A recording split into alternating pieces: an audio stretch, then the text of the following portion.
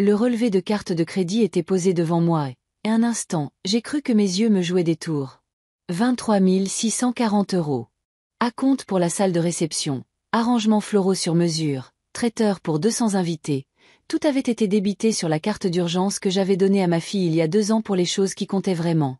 J'ai lentement fait glisser mon doigt sur la colonne de dépenses bien alignée, chaque ligne me blessant plus profondément que la précédente. Le domaine des Cèdres, 9 450 €. La Rose et la Lanterne Fleuriste, 4 280 €. Le traiteur du Port-Bleu, 7 910 €.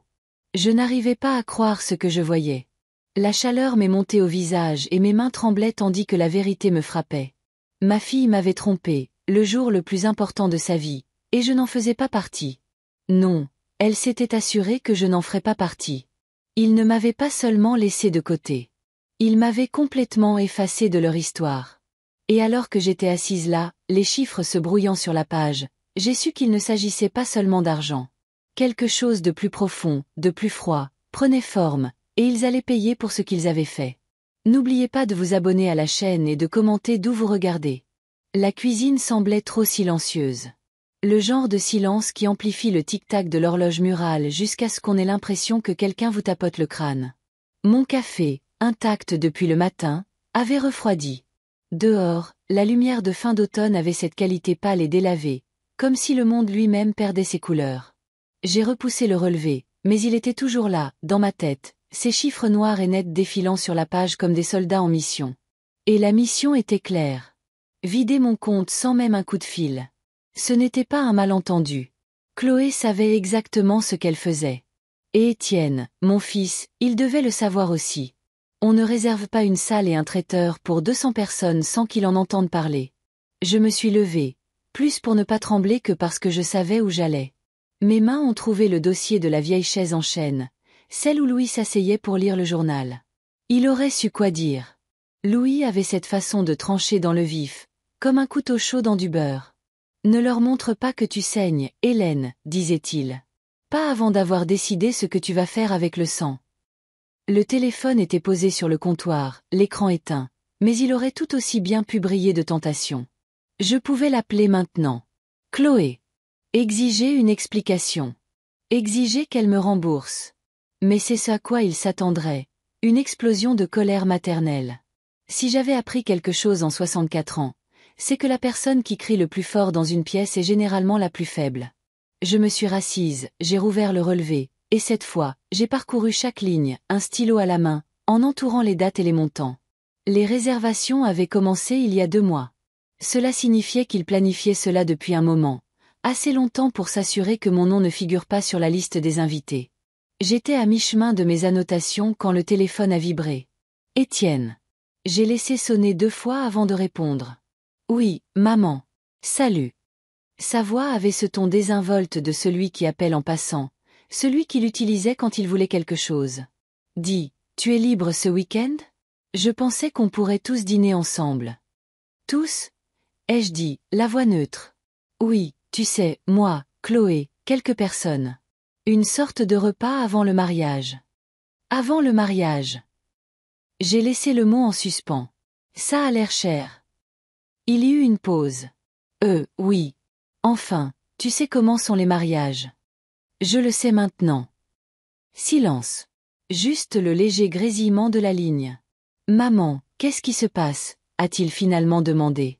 Ce qui se passe, c'est que je regarde mon relevé de carte de crédit, ai-je dit, en gardant un ton égal. Et à moins qu'il n'y ait une autre famille Martin qui organise un grand événement au domaine des Cèdres, je pense que nous avons un problème. Écoute, ce n'est pas ce que tu crois. Oh, c'est exactement ce que je crois. Une autre pause, plus longue cette fois, puis un soupir. Chloé allait te le dire. On voulait juste. On voulait que ce soit une surprise. Une surprise, ai-je répété. Eh bien, vous avez réussi. Je suis surprise d'avoir perdu 23 000 € et de ne pas être invitée, maman. J'ai raccroché avant qu'il ne puisse finir. Non pas parce que je ne pouvais pas écouter, mais parce que je voulais qu'il sente le poids mort d'une ligne coupée. J'ai passé le reste de la journée à faire les 100 pas entre la cuisine et le petit bureau où les livres de Louis étaient encore alignés sur les étagères. Mes mains se portaient sans cesse à la montre dans la poche de mon jean, celle que mon père m'avait donnée. Elle ne fonctionnait plus. Les aiguilles étaient figées à 5h17. Mais je la gardais parce qu'elle me rappelait que le temps ne fait pas que passer. Parfois, il s'arrête, attendant que vous rattrapiez votre retard ou que vous agissiez. À la tombée de la nuit, j'avais un plan. Pas tout le plan, juste la première étape. J'ai sorti un bloc-notes jaune et j'ai commencé une liste. Pas de ce que j'avais perdu, mais de ce qu'il pensait avoir. Salle, fleurs, traiteur, photographe, tout payé avec mon argent. Si j'agissais vite, je pouvais m'assurer que rien de tout cela ne se passerait comme il avait imaginé. Cette pensée m'a calmé. Pour la première fois de la journée, mes mains ont cessé de trembler. Le lendemain matin, je me suis rendu au domaine des Cèdres. C'est l'un de ces endroits que l'on voit dans les magazines sur papier glacé. Tout en arches blanches et pelouses manucurées, le genre d'endroit dont les mariés rêvent. Je suis restée assise dans ma voiture pendant 1 minute, à regarder un jeune couple poser pour des photos de fiançailles sous le grand chêne. Ils riaient. Et pendant une fraction de seconde, j'ai pensé à Chloé à cet âge, riant de la même manière avant que la vie, les choix et l'ambition ne l'éloignent de la jeune fille qui courait pieds nus dans notre jardin. À l'intérieur, la femme à la réception, chignon impeccable, boucle d'oreilles en perles, m'a souri. « Bonjour, madame. Comment puis-je vous aider ? » « Je dois parler à la personne qui s'occupe des réservations, » ai-je dit. « Concernant un événement prévu pour le mois prochain, au nom de Martin. » J'ai regardé ses doigts se déplacer sur le clavier. Son sourire s'est crispé. « Je vois la réservation, mais je crains que nous ne puissions discuter des détails qu'avec le titulaire du compte. »« C'est moi qui ai payé la compte, » ai-je dit. Ses yeux se sont portés sur l'écran, puis de nouveau sur moi. Il semble que la réservation ait été faite au nom de Chloé Martin. C'est ma fille. J'ai gardé ma voix calme, égale. Et elle a utilisé ma carte sans ma permission. Cela a attiré son attention. Avez-vous des documents ? J'ai fait glisser le relevé de carte de crédit sur le comptoir. Elle l'a lu, les lèvres pincées en une fine ligne. Je vois. Eh bien, dans des cas comme celui-ci, nous pouvons procéder à une annulation si le titulaire de la carte conteste le débit. Je le conteste. Elle a hoché la tête. Alors vous devrez remplir ce formulaire. Une fois traité, la réservation sera annulée et la compte remboursée. J'ai pris le formulaire, les remercié et suis sorti à l'air vif et froid. Première étape, ai-je pensé. Ce soir-là, Chloé a appelé. Pas de « Salut, maman », direct. Pourquoi as-tu annulé ma salle de réception ? Je ne l'ai pas annulée, ai-je dit. J'ai contesté une transaction frauduleuse. Tu es incroyable. Sais-tu ce que tu as fait ? Oui, ai-je dit. Je me suis épargné 9 450 € et peut-être un peu de dignité. Tu gâches mon mariage. Non, Chloé, tu as fait ça au moment où tu as décidé que je n'en faisais pas partie. Le silence à l'autre bout du fil était différent cette fois. Pas de la confusion, ni du choc. C'était de la colère, vive, sans filtre. Ce n'est pas fini, a-t-elle dit avant de raccrocher. Elle avait raison. Ce n'était pas fini. Mais elle n'avait aucune idée de la tournure que les événements allaient prendre. C'est drôle comme une maison peut devenir silencieuse après une dispute. Pas le genre de silence paisible, mais le genre creux et lourd, comme si l'air retenait son souffle. J'ai à peine dormi cette nuit-là après l'appel de Chloé. Chaque fois que je fermais les yeux, je voyais son visage. Pas la petite fille qui chassait les lucioles dans notre jardin, mais la femme qui venait de me dire que j'avais gâché son mariage, comme si j'étais une étrangère malveillante. Le matin, mon café avait un goût de métal. L'amertume me collait à la langue. Je savais une chose. Si je m'arrêtais maintenant, je perdrais plus que de l'argent. Je perdrais le peu de respect qu'il restait entre nous, et peut-être aussi mon propre respect. Mais il y avait un problème. Annuler la salle avait été facile. Trop facile. Chloé en trouverait une autre. Étienne la couvrirait. Le vrai coup porté à leur plan, et le vrai message, ne viendrait que si j'arrivais à chaque pièce du puzzle avant eux. J'ai commencé par le fleuriste. La rose et la lanterne se trouvaient à l'angle de la rue principale et de la rue du 5 mai, une de ces petites boutiques où l'odeur vous saisit avant même que le carillon de la porte ne retentisse. Je suis entrée, balayant du regard les rangées de vases et les seaux de roses si parfaites qu'elles semblaient presque fausses. Une jeune femme en tablier m'a accueillie. « Bonjour. Je peux vous aider à trouver quelque chose ? » « Oui, ai-je dit, gardant ma voix calme, polie. Je dois parler à la personne qui s'occupe des grosses commandes pour les événements. Elle m'a conduite à un comptoir à l'arrière où un homme d'une quarantaine d'années, manches retroussées, était en train de fixer des orchidées sur une arche élaborée. Vous devez être Madame Martin, a-t-il dit sans lever les yeux. Cela m'a laissé sans voix. Vous connaissez mon nom. Il a finalement levé les yeux. Votre fille est venue souvent. Elle parle. Alors vous savez aussi qu'elle a utilisé ma carte sans permission. Ses mains se sont immobilisées. Ah! Je suis ici pour annuler la commande, ai-je dit. Il a hésité. Écoutez, je comprends, mais nous avons déjà commandé une partie des fleurs, des variétés importées. Je ne peux pas tout rembourser. Enfin, un obstacle. Que pouvez-vous rembourser? La moitié, a-t-il dit. Et le reste? Eh bien, je peux garder les fleurs pour un autre événement si vous voulez les utiliser. Je me suis légèrement penché en avant. Ce que je veux, c'est que ces fleurs ne touchent jamais ce mariage. Pouvez-vous me le garantir? Sa mâchoire s'est crispée. Si c'est ce que vous voulez, alors oui. Nous nous sommes serrés la main, mais je sentais son regard dans mon dos alors que je partais. Tout le monde ne serait pas aussi coopératif que la dame de la salle de réception. Et ce n'était pas grave. Je n'étais pas là pour la facilité. Le traiteur, cependant, serait le vrai champ de bataille. Le traiteur du Port-Bleu était dirigé par un vieil ami d'Étienne de l'université, ce qui signifiait qu'il s'attendrait à de la résistance de ma part. J'ai d'abord appelé, utilisant le même ton égal que j'avais employé avec la salle et le fleuriste. La femme qui a répondu m'a mise en attente si longtemps que j'ai failli raccrocher. Puis une voix d'homme s'est fait entendre, vive et froide. Madame Martin, nous avons déjà reçu l'autorisation de paiement complète de votre fille. L'annulation n'est pas une option à ce stade. Elle n'est pas autorisée à utiliser mon compte, ai-je dit.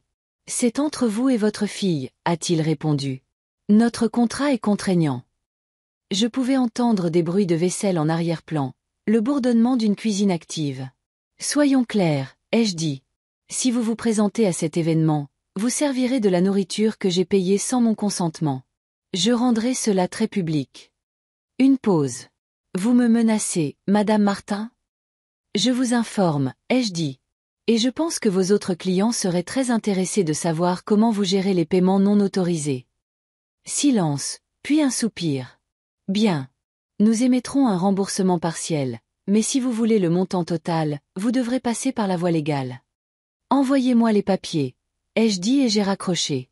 Pour la première fois, j'ai ressenti une faible étincelle de satisfaction. Il ne s'agissait plus de l'argent. Il s'agissait de montrer à Chloé et Étienne que les choix ont des conséquences, et que je n'étais pas la cible facile qu'ils pensaient. Cet après-midi-là, Étienne s'est présenté à ma porte.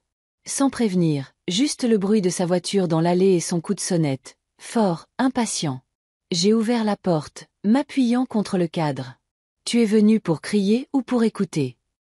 Sa mâchoire était serrée. Mais qu'est-ce que tu fabriques, maman? Je pourrais te poser la même question. Tu as annulé la salle, les fleurs, et maintenant le traiteur. As-tu la moindre idée du chaos que tu provoques? J'en ai une bonne idée, ai-je dit. C'est le but. C'est le jour de Chloé. Non, Étienne. C'est le jour où Chloé a essayé de m'effacer, et où tu l'as laissé faire. Il a détourné le regard, se frottant la nuque. On a juste. On ne pensait pas que tu voudrais être là. J'ai ri, un rire sec et sans humour. Vous n'avez pas pensé, point final. Maman, je ne suis pas ton ennemi, Étienne. Mais vous m'avez tous les deux traité comme tel, alors maintenant vous allez voir ce que ça fait. Il a ouvert la bouche, puis l'a refermée. Sans un mot de plus, il a tourné les talons et est parti. J'ai regardé ses feux arrière disparaître au bout de la rue, tout comme j'avais vu la confiance de Chloé s'évanouir. Ce soir-là, j'ai passé 2 autres appels. Un à ma banque, pour lancer une enquête pour fraude sur toutes les dépenses que Chloé avait faites au cours des 3 derniers mois, et un à mon avocat, Paul, non pas pour demander de la sympathie, mais une stratégie. Hélène, m'a dit Paul, si vous voulez que ça tienne, vous devez agir avant qu'il ne remplace ce que vous avez annulé. Sinon, ils changeront simplement de salle, de fournisseur, peu importe. Je sais, ai-je dit. C'est pourquoi j'ai besoin de tous les contrats, de tous les reçus de paiement. Et j'en ai besoin rapidement. Compris. Mais soyez prête. Ils ne vont pas se laisser faire. Tant mieux, ai-je pensé. Moi non plus. Le jeudi matin, je savais qu'ils allaient passer à l'action. On ne démantèle pas le mariage de quelqu'un pièce par pièce sans qu'il ne remarque le schéma. C'est arrivé sous la forme d'un email, non pas de Chloé, mais de son avocate. Court, froid, presque suffisant. Madame Martin, votre fille conteste votre réclamation concernant les débits sur la carte de crédit. Elle maintient que vous lui avez donné à la fois votre permission et votre bénédiction. Toute nouvelle tentative d'interférer avec les préparatifs de son mariage entraînera une action en justice immédiate. Elle Parker, avocate. Je suis restée assise là, à relire les mots jusqu'à ce qu'ils se brouillent. Astérisque votre bénédiction astérisque. C'est cette partie qui m'a écorchée. Chloé savait exactement ce qu'elle faisait, plantant une graine de doute sur le papier pour que, si cela allait au tribunal, elle puisse tordre le récit. J'ai appelé Paul immédiatement. Ils ont pris une avocate, ai-je dit. Il a eu un son qui était à mi-chemin entre un rire et un soupir. Alors il est temps que vous arrêtiez de jouer les gentilles. Cet après-midi-là, je suis allée à la banque en personne. Vanessa, la directrice de l'agence, m'a reçue dans son bureau. Son expression était moins compatissante qu'auparavant. Madame Martin, je peux mettre un blocage temporaire sur les transactions contestées, mais si le nom du titulaire de la carte est lié à votre fille en tant qu'utilisatrice autorisée, c'est une zone grise. Elle n'est pas autorisée pour ça, ai-je dit en tapotant le relevé que j'avais apporté. Je vous crois, a-t-elle dit. Mais si elle prétend que vous avez donné votre consentement verbal, nous aurons besoin de documents pour l'annuler. Un mur. Pas infranchissable, mais assez haut pour me faire reconsidérer ma stratégie. Le soir, Étienne a appelé. Sa voix était tendue. Maman, tu es allée trop loin. Chloé n'arrête pas de pleurer. La famille du côté de maman la traite en victime. Alors peut-être qu'elle devrait arrêter d'agir comme telle. Tu ne te soucies même pas de l'image que ça nous donne. J'ai laissé le silence s'installer jusqu'à ce qu'il recommence à parler. Non, Étienne, ai-je finalement dit. Je me soucie de l'image et de ce que j'ai ressenti quand vous avez tous les deux décidé que je ne méritais pas de faire partie du plus grand jour de cette famille. Tu exagères tout. J'ai failli rire. 23 640 € disent que non. Il a raccroché. Vendredi, ils ont frappé plus fort. J'ai reçu un appel du domaine des Cèdres. Un directeur différent cette fois, plus froid, presque comme s'il récitait un texte. Madame Martin, conformément à notre accord mis à jour avec mademoiselle Chloé Martin, la réservation initiale est maintenue. Elle a payé le solde avec un autre compte. Je pouvais presque entendre la voix de Chloé derrière ces mots. Astérisque, tu ne peux pas m'arrêter astérisque. Je n'ai pas argumenté. À la place, j'ai posé une question qui a fait hésiter le directeur. La commission de sécurité a-t-elle approuvé votre capacité d'accueil actuelle? Parce que la dernière fois que j'ai vérifié, le domaine des Cèdres avait un examen d'occupation en suspens. Un temps de silence. Je vais devoir vous rappeler à ce sujet. Ce soir-là, je me suis assise à la table de la cuisine avec un bloc-notes. Il ne s'agissait plus de bloquer le mariage. Ce bateau avait levé l'ancre dès que Chloé avait trouvé de nouveaux fournisseurs. Il s'agissait d'envoyer un message qui résonnerait longtemps après les vœux. Un message dans un langage que Chloé et Étienne ne pourraient pas transformer en histoire larmoyante. Je n'avais pas besoin de leur barrer la route. Je devais les obliger à passer devant moi et à voir ce qu'ils avaient fait.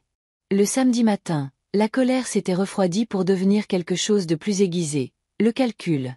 Je ne faisais plus les 100 pas dans la cuisine. J'étais assise, immobile, sirotant un café qui avait depuis longtemps refroidi, traçant la carte dans ma tête. Chaque fois que je pensais aux 23 640 €, à la réservation au domaine des Cèdres, à la façon dont l'avocate de Chloé m'avait dépeinte comme une vieille femme amère, ma résolution se resserrait comme un nœud. Le téléphone a vibré. C'était Paul. « Vous voulez toujours aller jusqu'au bout ?» a-t-il demandé. Sans préambule. « Si ce n'était pas le cas, je ne vous aurais pas appelé hier soir, » ai-je dit. « Vous comprenez ? Une fois qu'on tire ce fil, on ne peut pas juste le recoudre. Ça va faire des vagues. » J'ai laissé le silence s'étirer, puis doucement, tant mieux.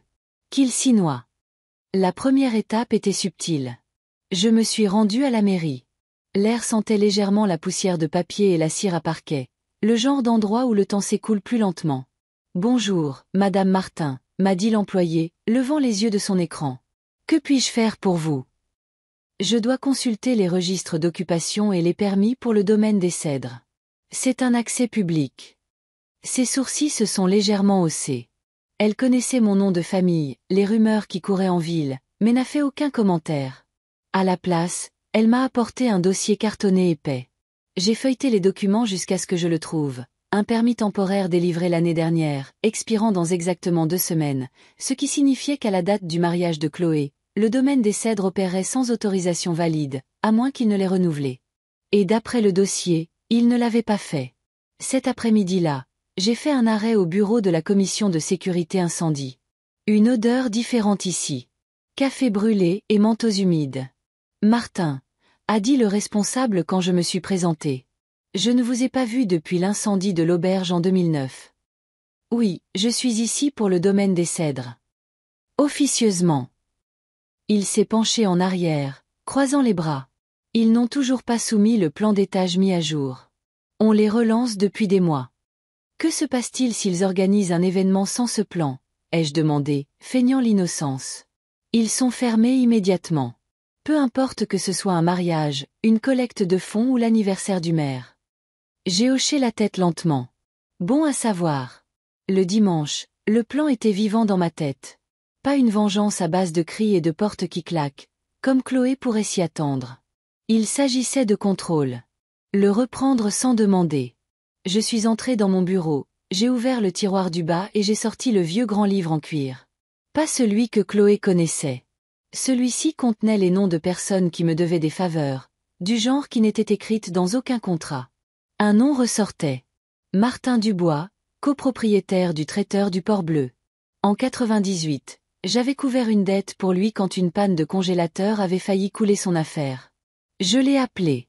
Hélène, ça fait trop longtemps, a-t-il dit.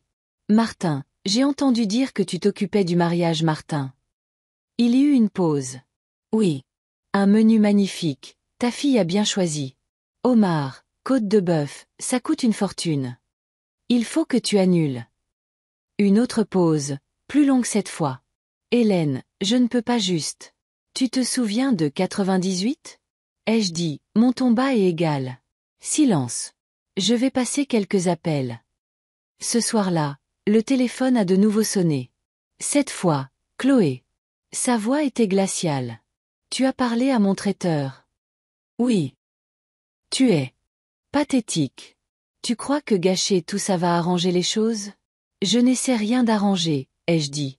Je m'assure juste que la facture ne retombe pas sur moi une nouvelle fois. Tu ne peux pas arrêter ce mariage, a-t-elle lancé. Je n'ai pas besoin, ai-je dit. J'ai juste besoin que tu te souviennes que la femme que tu as effacée de ta vie sait encore où sont tous les interrupteurs. La ligne est devenue silencieuse. Le lundi matin, le traiteur du Port-Bleu s'était officiellement retiré. Chloé s'est démenée pour trouver un remplaçant, mais le temps pressait et les traiteurs haut de gamme n'apparaissent pas comme par magie avec un préavis de 2 semaines. Je me suis assise sur le porche ce soir-là, regardant le ciel s'assombrir sur les érables, l'air sentant la pluie. Le silence était une forme de satisfaction. Pas de la jubilation, juste la conscience que l'échiquier avait changé. Et le meilleur dans tout ça, c'est que je n'avais même pas encore joué ma pièce maîtresse. Elle était encore à venir. Le jeudi matin, le ciel au-dessus de Bois-Joli était couleur d'ardoise mouillée, et l'air portait cette immobilité lourde qui précède une tempête. Je me tenais à la fenêtre avec mon café, observant la rue. En surface, le quartier semblait le même. Madame Carton balayant son Porsche, le camion du facteur passant bruyamment, mais pour moi, tout avait changé. Le Port-Bleu était hors jeu, et le ton de Chloé lors de notre dernier appel m'indiquait qu'elle perdait patience. Bien. La pression rend les gens négligents. Et c'est de négligence dont j'avais besoin. Le téléphone a sonné. Numéro inconnu. Madame Martin, a dit une voix d'homme. C'est Marc, du domaine des Cèdres. Je vous appelle au sujet de certaines préoccupations qui ont été soulevées. Je l'ai laissé parler des permis, des inspections de la commission de sécurité, et des formulaires de renouvellement qui étaient passés entre les mailles du filet. Je pouvais presque entendre la sueur dans sa voix. Marc, ai-je dit finalement. Ma fille a réservé votre salle pour son mariage. Je n'y assisterai pas, mais je détesterais qu'elle soit embarrassée. Pourquoi ne m'envoyez-vous pas les documents de renouvellement? Je m'assurerai qu'ils arrivent sur le bon bureau. Il a hésité. Ce serait d'une grande aide. Bien sûr que ça le serait. Sauf qu'il n'allait jamais quitter mon bureau. Cet après-midi-là, je suis allée à la banque. Vanessa, la directrice de l'agence, m'a accueillie avec ce sourire poli et pincé que les banquiers réservent aux clients qu'ils connaissent personnellement mais dont ils ne sont pas sûrs de pouvoir faire confiance. Je dois ajuster certaines autorisations de compte, ai-je dit en faisant glisser ma carte d'identité sur le bureau. Quel genre d'ajustement? A-t-elle demandé. Je veux révoquer l'accès secondaire sur ma ligne de crédit, ai-je dit. Avec effet immédiat. Aucune transaction en attente ne doit être honorée à moins que je ne sois présente en personne. Ses yeux se sont levés. Cela va geler toutes les cartes liées, y compris celles de votre fille. Je sais exactement ce que ça va faire. Le vendredi soir, le message était parvenu à Chloé. Elle a appelé, sa voix assez tranchante pour couper du verre. Tu as gelé le compte.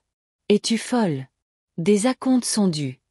C'est le problème avec les acomptes, ai-je dit. Ce ne sont pas des garanties. Ce sont juste des promesses.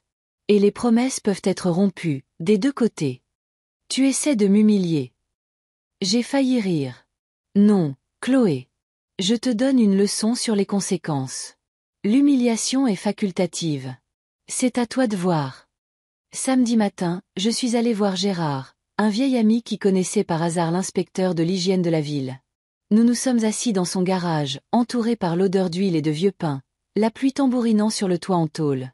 Je ne te demande rien d'illégal, ai-je dit. Juste de t'assurer que le domaine des cèdres reçoive le genre d'inspection qu'ils n'ont pas eu depuis un moment.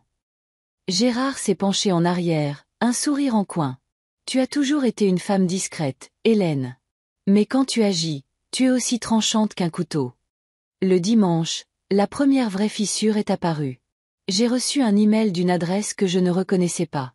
Une des demoiselles d'honneur de Chloé. Madame Martin, je voulais que vous sachiez. Chloé vous accuse de l'annulation du traiteur. Elle dit que vous êtes amère et que vous essayez de ruiner son bonheur. Mais j'ai vu les reçus. Je sais ce qu'elle a fait. J'ai fixé l'écran un long moment. Non pas parce que ça faisait mal, plus maintenant, mais parce que ça confirmait ce que je soupçonnais. Elle n'était pas seulement en colère, elle avait peur. Ce soir-là, j'ai parcouru la maison, pièce par pièce. C'était trop calme, le genre de calme qui vous rappelle toutes les voix qui l'emplissaient autrefois. Le rire de Louis, Chloé et Étienne se poursuivant dans les escaliers. À l'époque, je pensais que mon travail était de leur donner de la stabilité. Je n'aurais jamais imaginé qu'ils l'utiliseraient comme une plateforme pour me pousser dehors. Mais alors que je me tenais là, regardant la rue luisante de pluie, j'ai réalisé quelque chose. Ce n'était pas moi qui perdais une famille. C'était eux qui me perdaient. Et avant que le jour du mariage ne soit terminé, ils comprendraient exactement ce que cela signifiait. La semaine du mariage a commencé avec le genre de lumière qui semble inoffensive jusqu'à ce que vous y mettiez la main et sentiez la chaleur. Lundi, plus que 7 jours. La maison s'est réveillée avant moi. Les tuyaux qui se dilatent, le réfrigérateur qui bourdonne, l'horloge dans le couloir, insistant sur chaque seconde comme si c'était une promesse que j'avais faite. Quand je suis entrée dans la cuisine, il y avait une enveloppe sur le sol, à l'intérieur de la porte d'entrée. Blanche et impatiente. Pas de timbre. Pas d'adresse de retour. Mon nom était imprimé d'une écriture qui hésitait entre la cursive et la précipitation. À l'intérieur, une seule ligne. Hélène, arrête ça. Tu ne blesses pas que Chloé. Étienne. Je suis restée là un long moment, la note à la main, la bouilloire commençant sa petite plainte sur la cuisinière. Le truc avec la culpabilité, c'est que c'est une sorte de monnaie que les gens dépensent sur vous quand leurs propres poches sont vides. J'ai posé le papier à côté de mon café et j'ai laissé la bouilloire siffler une seconde de plus que nécessaire. Puis j'ai baissé la flamme, versé et goûté le jour. Je ne me sentais pas comme une méchante. Je me sentais comme une femme qui s'était enfin souvenue de son nom. À 9 heures, j'avais passé 2 appels que je ne voulais pas faire, et un que je voulais faire. Vanessa à la banque a eu le premier. Madame Martin, a-t-elle dit après m'avoir identifié 2 fois et tapoté sur son clavier avec la patience vive de quelqu'un dont la matinée avait déjà dépassé son café. Vous voulez révoquer l'accès secondaire à la ligne de crédit et exiger une vérification en personne pour toute dépense supérieure à 500 €, ai-je dit. Oui, et aujourd'hui. Cela gèlera toutes les cartes liées, a-t-elle dit. Y compris celle de votre fille. Je sais exactement ce que ça va faire, ai-je dit, plus doucement qu'elle ne le méritait. Vous allez recevoir un flot d'appels de plainte dans 1 heure. Je suis désolée pour ça. Vous pouvez me les transférer ou les transférer à mon avocat. Elle a hésité, son ton s'abaissant comme le font les gens quand ils passent de la politique de l'entreprise à la personne. Je vais ajouter une note, Madame Martin, mais pour tout ce qui est déjà en cours, vous aurez besoin de documents. Vous aurez plus de documents que vous n'en avez jamais voulu, ai-je terminé. J'ai raccroché et appelé Paul. Il a répondu à la première sonnerie. Toujours décidé, a-t-il demandé, ne perdant ni salutation ni souffle. Si je ne l'étais pas, je ne serais pas au téléphone, ai-je dit. Vanessa a mis les verrous sur l'argent. Maintenant, j'ai besoin de fermer les portes. Alors nous fermons les portes, a-t-il dit. J'ai rédigé les lettres aux fournisseurs. Claires, non accusatoires, factuelles. Nous joindrons les numéros de dossier de litige et votre déclaration notariée attestant que vous êtes la seule titulaire de la carte et que vous n'avez pas autorisé les frais de mariage. Vous signerez. Je signerai. Nous enverrons en recommandé. Faites-le, ai-je dit. Et Paul, une dernière chose. Le matin du mariage, je veux qu'un coursier remette une lettre à Chloé. Pas pour l'humilier, pour lui enseigner dans une langue qu'elle ne peut pas ignorer. Il est resté silencieux un instant. Rédigez-la et apportez-la. Je m'assurerai qu'elle arrive à destination. J'ai appelé Gérard en dernier, non pas pour tordre une règle, mais pour m'assurer que les règles fassent ce pourquoi elles ont été conçues. Tu sais, le responsable de la commission de sécurité, ai-je dit. Le renouvellement du domaine des Cèdres est manquant. Gérard a grogné. Il l'est depuis un moment. Ton timing est parfait. Je ne demande rien de spécial, ai-je dit. Juste l'inspection qui aurait dû avoir lieu il y a des mois. Tu l'auras, a-t-il dit. Cette semaine. Dis à ta fille de ne pas accrocher de guirlande là où les panneaux de sortie de secours devraient être. Elle m'a exclu du budget, ai-je dit. Pas des guirlandes. Alors nous inviterons le règlement, a-t-il répondu, et la ligne est devenue silencieuse. L'après-midi est devenu gris, les nuages s'empilant comme des chaises à la fin d'une fête lente. Je suis allé au domaine des Cèdres. Le chêne près de l'entrée se pavanait, large, généreux, un toit vers auquel on pouvait faire confiance. Le bâtiment faisait une impression de chêne, des arches, une confiance blanchie à la chaux et des vitres qui attrapaient toute lumière qui voulait essayer. Marc m'a rencontré dans le hall. Il avait perdu sa cravate ou avait décidé que c'était un handicap. Madame Martin, a-t-il dit en souriant trop vite. À propos de ce dossier de renouvellement. Ce n'est pas pour ça que je suis là, ai-je dit. Je suis là pour parler de choix. Il a cligné des yeux. Nous sommes une salle de réception. Vous êtes une salle qui a pris un acompte sur une carte que vous saviez ne pas être la bonne, ai-je dit, sans élever la voix. Je ne suis pas ici pour vous poursuivre en justice. Je suis ici pour vous donner une porte de sortie. Il s'est frotté la tempe avec 2 doigts, comme un homme qui a appris que la tension répond au rituel. Nous avons reçu un autre paiement, a-t-il dit. L'événement est financé. Et vous fonctionnez avec un permis d'occupation temporaire qui expire dans 2 semaines, ai-je dit. Le mariage est dans 6 jours. Ses yeux se sont tournés vers le fond du couloir, comme un chien vérifiant la distance qui le sépare de sa gamelle. Nous avons soumis les révisions du plan d'étage. Pour approbation, ai-je demandé, ou par espoir? Il n'a pas répondu. Il n'en avait pas besoin. Voici la porte de sortie, ai-je dit. Remboursez la compte maintenant. En invoquant des retards administratifs et des examens de conformité. Recommandez une cérémonie réduite en plein air. Votre réputation reste intacte. Mon argent reste là où il doit être. Ma fille apprend un mot qu'elle a oublié. Quel mot? A-t-il demandé, l'exaspération perçant. Limite, ai-je dit. Il a eu un petit rire involontaire. Vous n'êtes pas la première mère à essayer d'enseigner ça dans ce hall. Alors peut-être que vous avez besoin d'une plaque, ai-je dit. Il a regardé le calendrier, le téléphone et le sol. Donnez-moi jusqu'à demain, a-t-il finalement dit. Nous déciderons. Décidez bien, ai-je dit. Et je l'ai laissé avec l'odeur d'huile de citron du hall et le bourdonnement d'un bâtiment qui s'aimait bien. À la maison avait ce calme de dimanche après-midi un lundi, le genre qui vous donne envie de poser la main à plat sur le mur pour sentir la structure. Je l'ai fait, en passant devant la fenêtre préférée de Louis, celle avec la vue polie sur la rue des Érables et la vue impolie sur les nains de jardin de nos voisins d'en face. Pendant une seconde, la douleur de son absence m'a transpercé, puis a disparu. Le deuil, comme la paperasse, est plus facile à gérer par petites piles. Mardi s'est écrit sans demander la permission. À 10 heures, mon téléphone avait une douzaine d'appels manqués de Chloé et 4 de numéros que je ne reconnaissais pas. Je les ai ignorés assez longtemps pour me raser et enfiler la chemise que Louis appelait mon « bleu n'y pense même pas ». Puis je me suis assise à table, j'ai ouvert la boîte de classement bleu avec les onglets des fournisseurs qu'Angèle avait laissés, et j'ai commencé à imprimer les lettres que Paul avait rédigées. L'imprimante peinait comme une machine honnête. Domaine des Cèdres, numéro de litige joint. Note sur le renouvellement d'occupation. La Rose et la Lanterne, bon de commande joint, facture d'importation, clause 4B autorisant l'annulation par le titulaire de la carte si les frais sont contestés. Le traiteur du Port Bleu, journal d'autorisation joint, mettant en évidence une transaction sans carte présente depuis un appareil non enregistré à mon nom. J'ai signé chacune d'elles avec un stylo qui ressemblait à un outil et non à une fioriture. La pile ressemblait à un plan qui avait décidé de devenir un dossier. À midi, Chloé est apparue sans frapper, apprenant en temps réel ce que signifient de nouvelles serrures.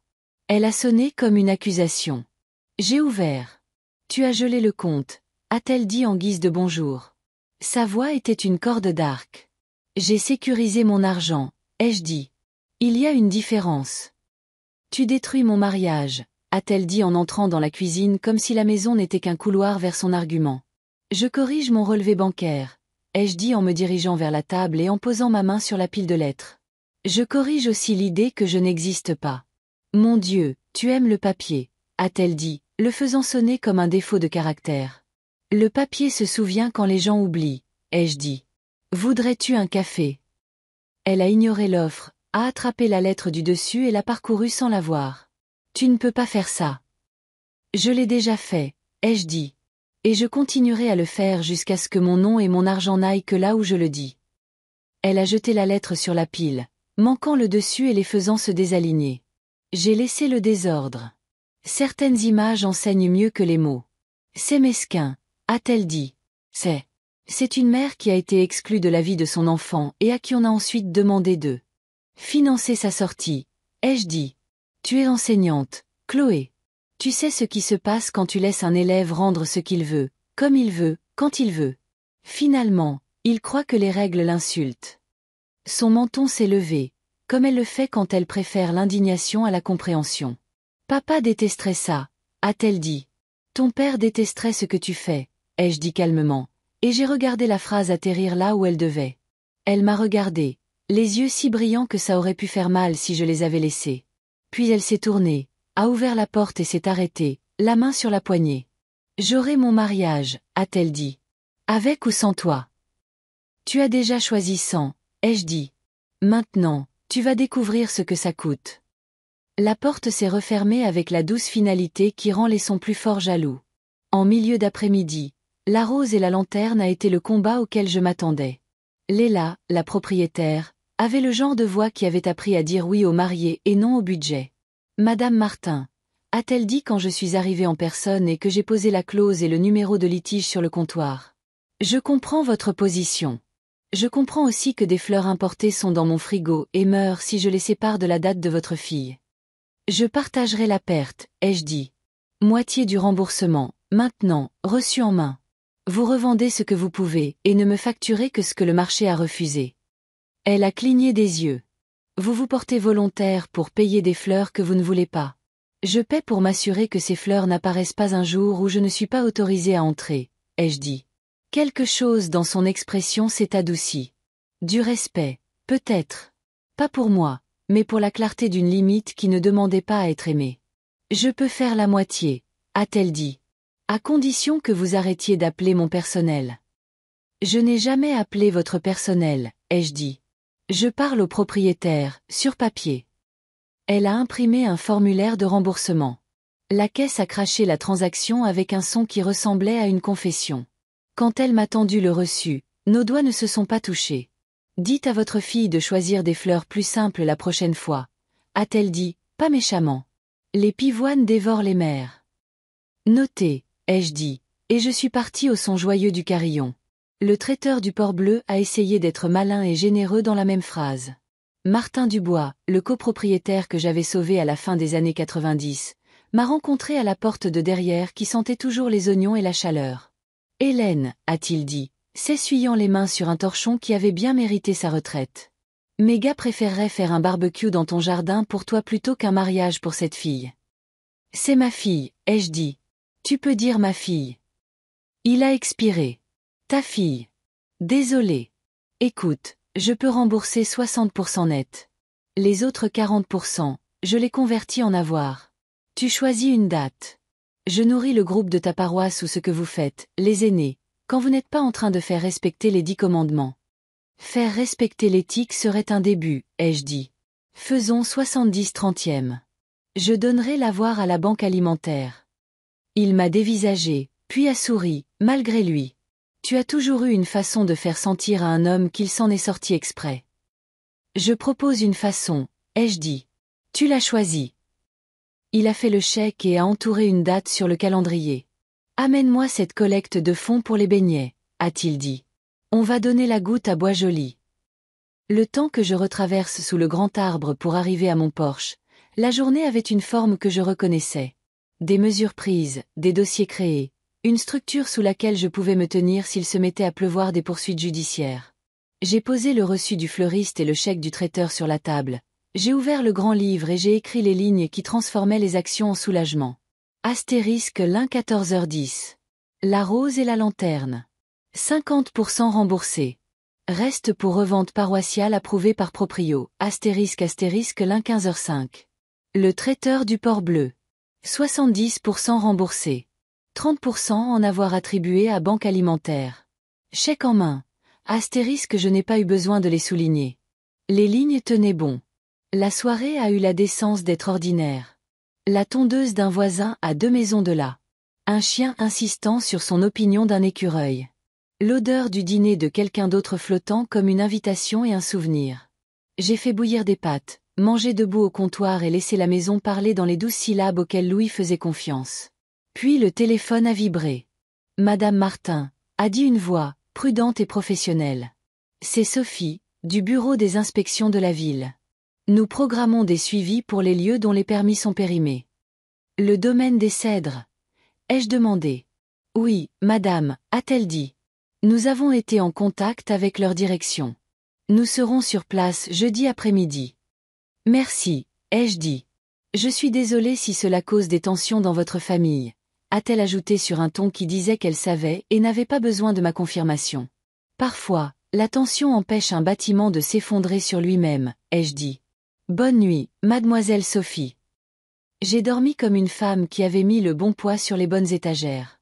Le soleil de mardi s'est levé avec plus de confiance que je n'étais prête à lui en accorder.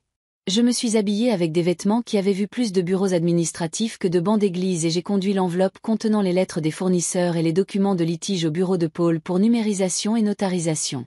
Il a tamponné avec la satisfaction d'un homme dont l'encre sait à quoi elle sert.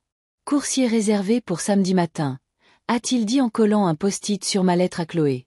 Remise à 9h25 devant la loge. Pas de drame, juste la chose en elle-même. J'ai jeté un dernier coup d'œil à la lettre. Elle n'était pas longue. Elle commençait par les 3 phrases que j'avais demandées à Chloé et que je n'avais jamais eues. Astérisque je suis désolée. J'ai eu tort. Voici ce que je vais faire pour arranger les choses.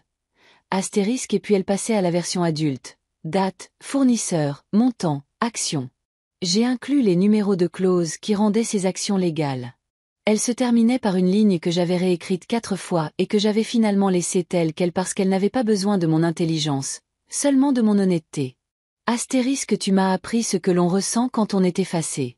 Je t'apprends le son des limites. Astérisque Paul a glissé la lettre dans une enveloppe plus épaisse que nécessaire. Vous êtes sûr? A-t-il demandé à propos de la livraison. Oui, ai-je dit. Du résultat? Non. C'est tout l'intérêt. Il a hoché la tête, satisfait, non pas du plan, mais du fait que je ne prétendais pas savoir ce que les plans ne peuvent pas prévoir. Quand je suis rentrée à la maison, il y avait 3 nouveaux messages vocaux.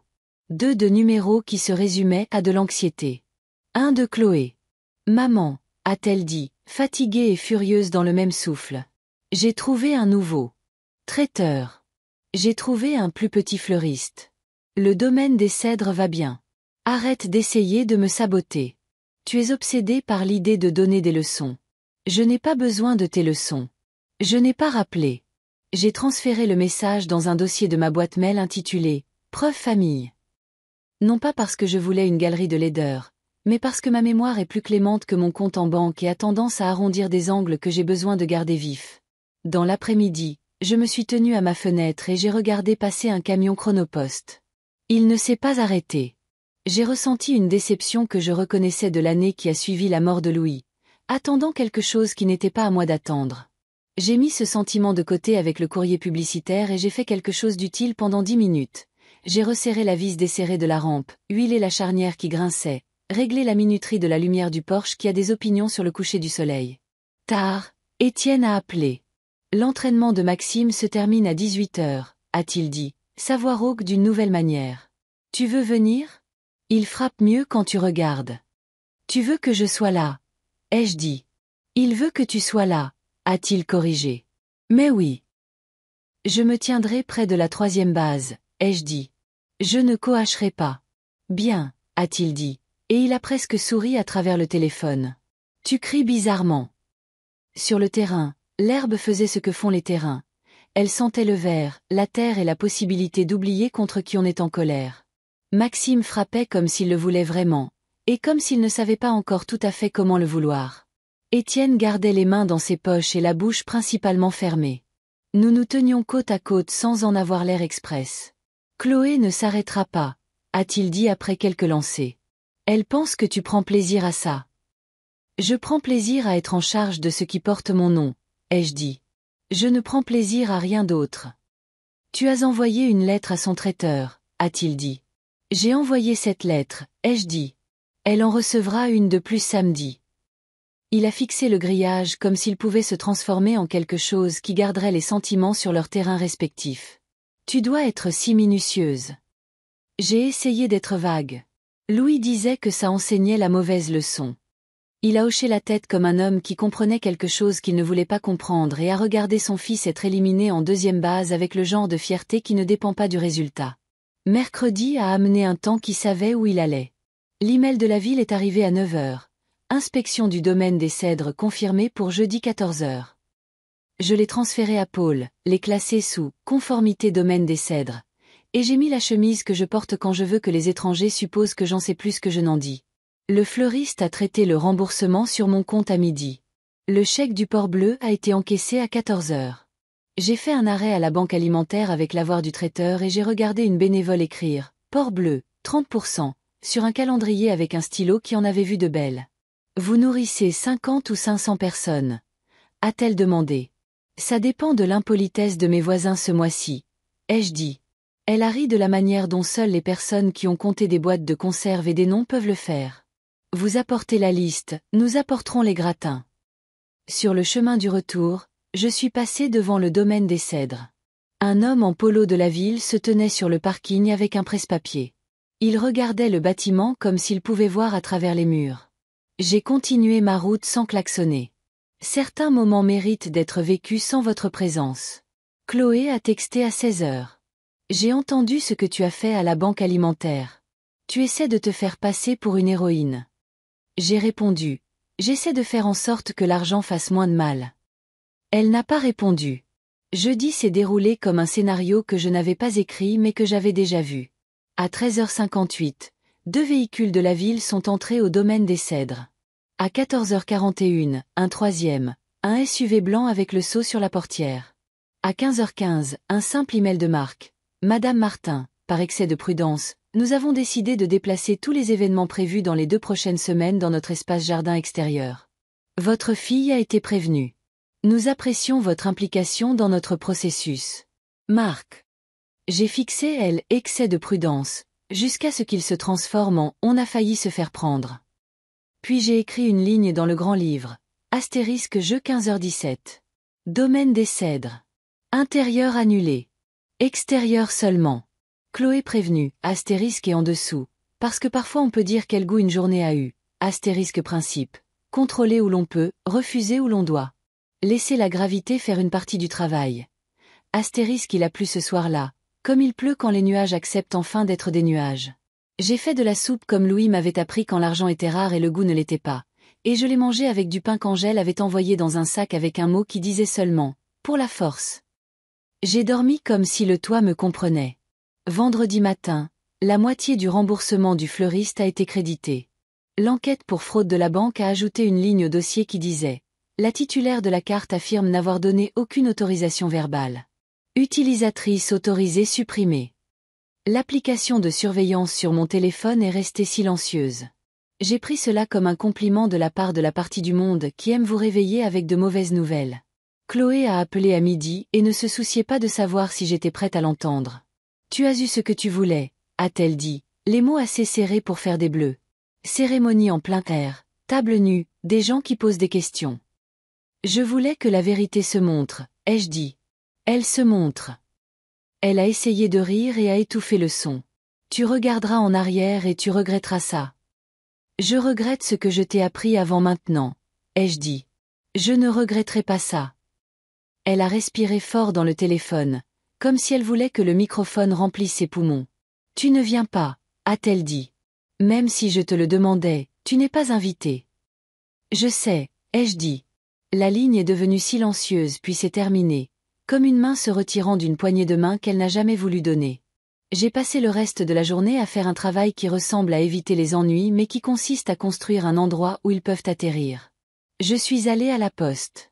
Ruth a tamponné l'enveloppe du coursier avec la gravité d'une femme qui croit au courrier comme certaines personnes croient en la prière. Samedi, a-t-elle dit en tapotant l'étiquette. 9h25, il signera. Elle signera. Le ciel enregistrera. Merci, ai-je dit.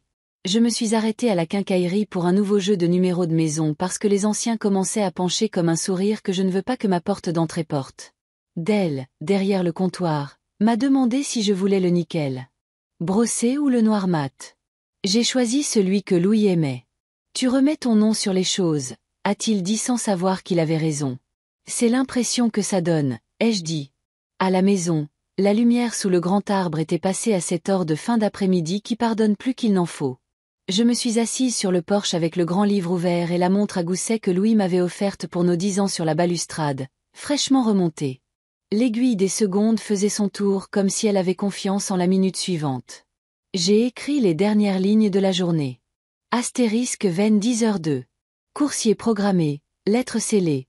Astérisque Venn 16h48. Numéro de maison remplacé. Astérisque principe. Mettre son nom là où on peut le voir.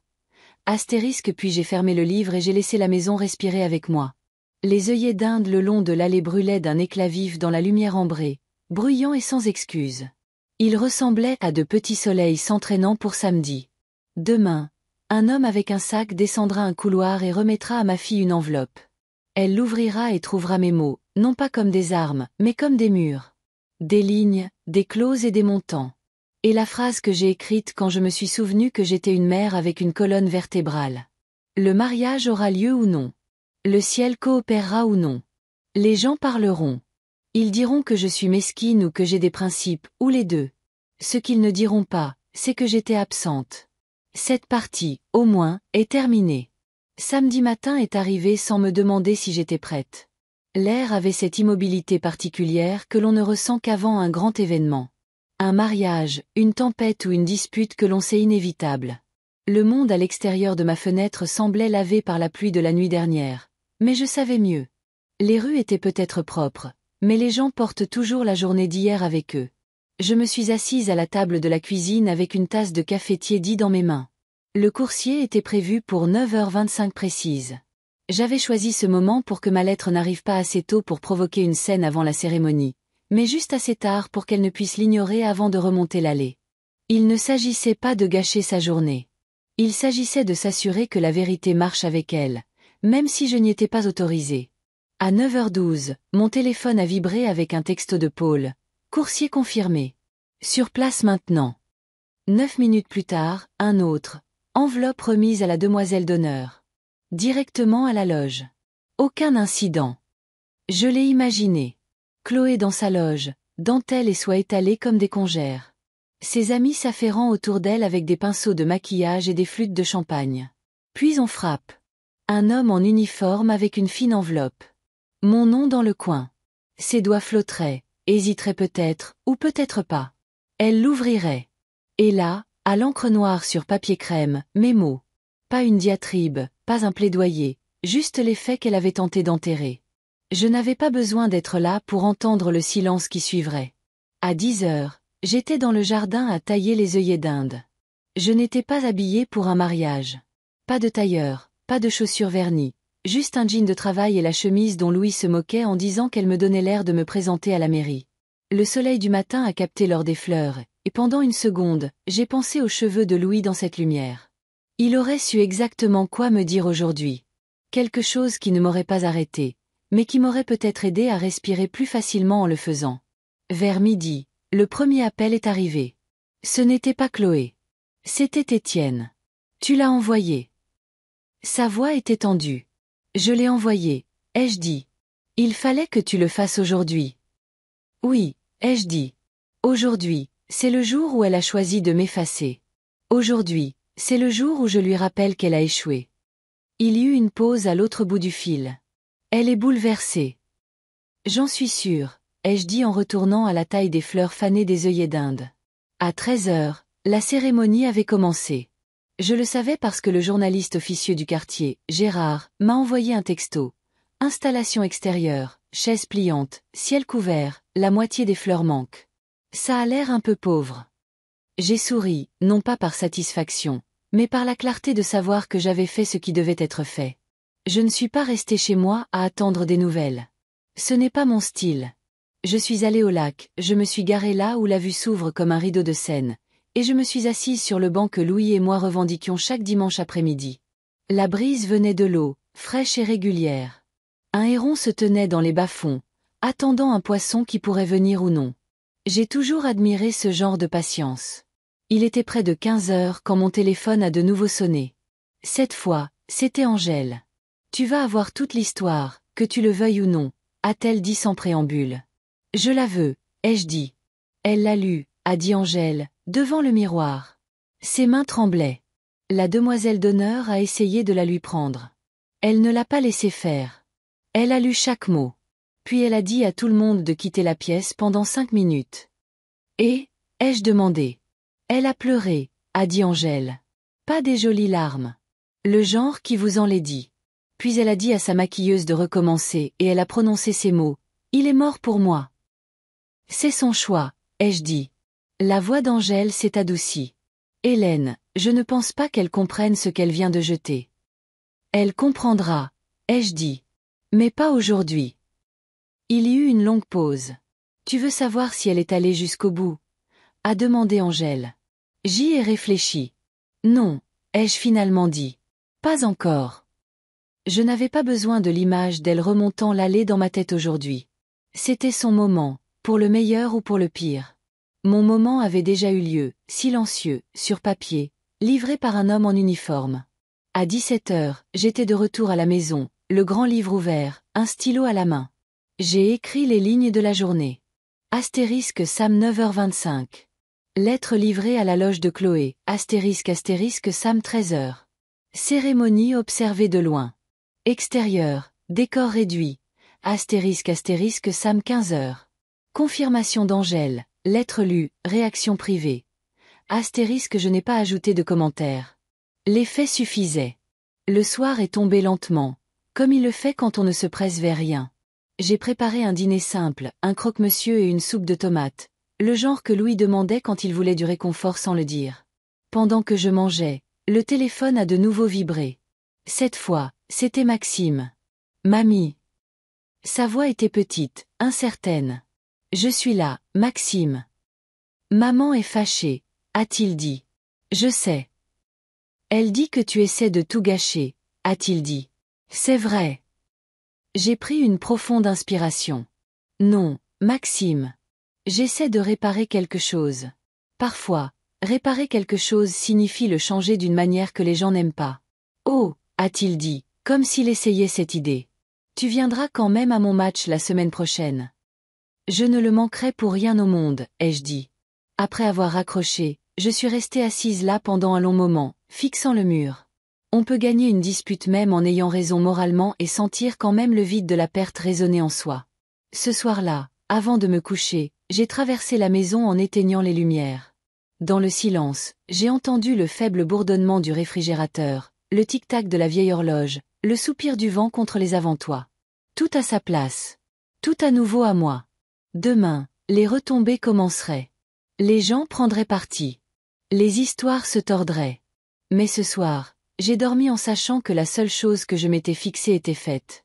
Je m'étais assuré que mon absence serait remarquée, et non supposée. Et si Chloé voulait dire au monde que j'étais morte pour elle, eh bien, parfois, on les laisse écrire la première phrase. On s'assure juste d'être celui qui écrit la dernière.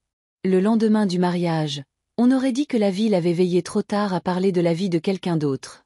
Boisjoli porte le commérage poliment.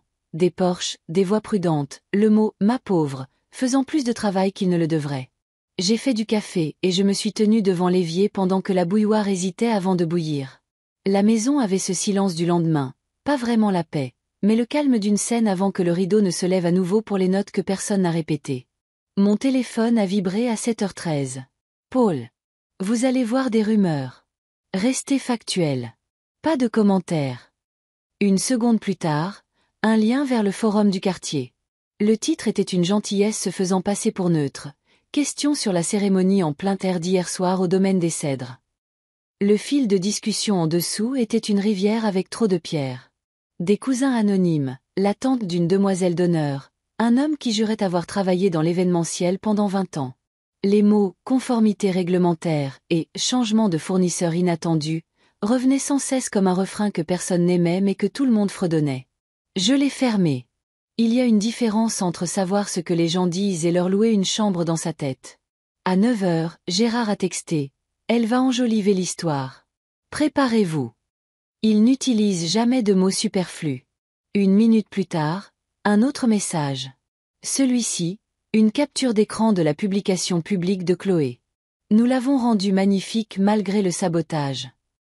3 photos, des chaises dallées sur de l'herbe humide, un sourire qui travaillait dur pour l'appareil photo, un gâteau d'un étage plus petit que l'ambition. Sa légende. Certaines personnes choisissent le contrôle plutôt que l'amour. Nous avons choisi l'amour quand même. J'ai posé le téléphone face contre table et j'ai regardé la vapeur s'élever de ma tasse comme une pensée décidant de rester ou non. Le contrôle plutôt que l'amour. C'est une phrase que l'on écrit quand on ne veut pas se demander où l'amour s'arrête et où le vol commence. À 10h04, on a frappé. Pas Chloé. Elle, c'est une sonnette qui veut des applaudissements. C'était des phalanges. 3, espace, 1. Angèle. Elle est entrée avec une boîte de pâtisserie et cette fatigonnette sous les yeux. J'ai apporté des muffins, a-t-elle dit. Pour la victoire ou les condoléances? Les deux, ai-je dit. Assieds-toi. Elle l'a fait, ouvrant la boîte comme un traité de paix. Nous avons mangé en silence pendant une demi-minute. Le genre de silence qui dit « Nous n'avons aucune intention de lui faire du mal ». Elle a publié, a finalement dit Angèle. J'ai vu. Elle a omis la plupart des noms. Angèle a soupiré. Cette fille pense que les adjectifs peuvent construire une maison. Les adjectifs peuvent panser une blessure, ai-je dit. Ils ne peuvent pas arrêter le saignement. Angèle m'a regardé comme seule une autre mère peut le faire, quand on sait toutes les deux qu'on a enseigné certaines leçons trop tard. Tu veux savoir la partie qui n'était pas sur les photos? A-t-elle demandé. La partie qui ne finira pas en ligne. Dis-la. Elle a lu ta lettre, a dit Angèle. Elle l'a pliée soigneusement et l'a mise dans son sac. Après la cérémonie, avant les photos, elle est allée sur le chemin du jardin et elle a pleuré. Pas des larmes de colère, des larmes de deuil. Puis elle a dit au photographe qu'elle voulait une photo sans son bouquet. Elle a dit « Je ne veux rien tenir que je n'ai pas mérité ». La phrase a atterri dans ma poitrine et a pris une chaise. Je ne lui faisais pas assez confiance pour la remercier d'être venue. Et Michel, il s'est tenu à côté d'elle comme un homme qui avait décidé ce qu'il ne porterait pas, a dit Angèle. Il n'a pas secouru. Il est resté. Nous avons fini nos muffins et notre café. En partant, elle a posé sa main sur mon épaule, comme on le faisait à l'église quand les bénédictions étaient données par le toucher. À midi, mon téléphone s'est de nouveau allumé. Numéro inconnu. Je l'ai laissé aller à la messagerie vocale et j'ai écouté avec la vieille habitude d'une femme qui a appris que les mots sont plus courageux quand ils pensent que vous n'êtes pas là. Madame Martin, c'est Marc du domaine des Cèdres. Je voulais m'excuser pour la confusion d'hier soir. Nous avons suivi les directives de l'inspection comme requis. Je voulais aussi vous informer que nous émettons un remboursement de 25% à votre fille pour le changement d'hébergement. Nous noterons pour nos dossiers que le calendrier de conformité a créé le changement. Merci pour votre implication. Traduction. Nous vous avons déplacé dans le jardin parce que les bâtiments et les règles comptent. Voici de l'argent qui le dit. J'ai transféré le message vocal à Paul avec l'objet « Remboursement partiel domaine des Cèdres » et j'ai écrit une ligne dans le grand livre. Astérisque DIM 12h07. Domaine des Cèdres. Rambe. 25% à Chloé. Cause. Conformité. Astérisque puis j'ai rangé le grand livre. Certains jours, les archives peuvent attendre. Vers 14h, Étienne a appelé. Il ne s'est pas embarrassé de salutations. « Tu es satisfaite ?» a-t-il demandé, la voix rauque de la nuit précédente ou damné à se convaincre de positions qu'il ne méritait pas. « Je suis calme, ai-je dit. C'est différent. »« Tu l'as humiliée. »« Elle a humilié la vérité, ai-je répondu. La vérité l'a humilié en retour. » Il a expiré bruyamment par le nez. Un son d'adolescent dans une poitrine d'homme. La nourriture était en retard. Les fleurs étaient. Ce n'était pas ce qu'elle voulait. Il a laissé la dernière clause en suspens, comme une plainte qui avait perdu sa confiance. C'était ce qu'elle avait acheté, ai-je dit. Avec l'argent des autres. Elle dit qu'elle te remboursera. Elle l'écrira, ai-je dit. Ensuite, elle le prouvera. Et si elle ne peut pas? A-t-il demandé. Et voilà. La question d'un fils qui avait passé une décennie à croire que le mot « ne peut pas » était un jeu de bonneteau qu'il pouvait gagner s'il agissait assez vite. Alors elle apprendra ce que « ne peut pas » signifie quand ce n'est pas une tactique, ai-je dit. Étienne, ce n'est pas du théâtre. C'est de l'arithmétique. Je te déteste comme ça, a-t-il dit. Tu me détestais quand je disais oui, et ça t'a fait penser que je dirais toujours oui, ai-je répondu. Choisis ta haine. Il a raccroché, et je suis resté dans la cuisine assez longtemps pour remarquer la façon dont la lumière se déplaçait sur le comptoir comme une danseuse lente. On peut passer une vie à attendre la contrition et manquer la minute où ce n'est plus le but. À 16h, Paul a appelé. 2 choses. Premièrement, le remboursement du domaine des Cèdres est réel. Deuxièmement, le Port Bleu a envoyé une lettre confirmant la réaffectation du crédit à la banque alimentaire. Je l'ai ajouté au dossier avec une note. Quelle note? Que la générosité sans complaisance est possible, a-t-il dit. Narquoisement. J'ai droit à un aphorisme par mois. Vous venez d'utiliser le vôtre. Il a fait une pause, puis a ajouté plus doucement. Comment allez-vous? Moins vertueuse que ce dont les gens m'accuseront, ai-je dit. Moins cruelle que ce que ma fille exige pour se qualifier de victime. Cela ressemble à une femme qui ne jubile ni ne s'excuse, a dit Paul. Ce qui veut dire, bien. Nous avons raccroché. Je suis sorti sur le porche. La fin d'après-midi de Boisjoli avait le même bourdonnement régulier qu'elle a toujours, le double bruit sourd d'un ballon de basket 3 maisons plus loin. Une tondeuse refusant la retraite. La radio de Madame Carton jouant une chanson trop vieille pour que quiconque ait honte de l'aimer. Le grand arbre déversait de l'ombre en carrés mesurés. Les œillets d'Inde brillaient fort dans la lumière indulgente. Une berline s'égarait. Je l'ai reconnue avant de voir qui en sortait, car certains moteurs annoncent leur propriétaire. Michel. Il a monté les marches avec un sac en papier dans une main et la mâchoire serrée de cette façon que je reconnaissais chez les garçons qui ont décidé d'être des hommes même si personne ne leur a remis de diplôme pour ça. Hélène, a-t-il dit. J'ai apporté des restes de gâteau. Ce n'est pas une offrande de paix. C'est de la nourriture. La nourriture survit au pourparlers de paix, ai-je dit. Viens t'asseoir. Il a posé le sac sur la table et n'y a pas touché. Elle a lu votre lettre.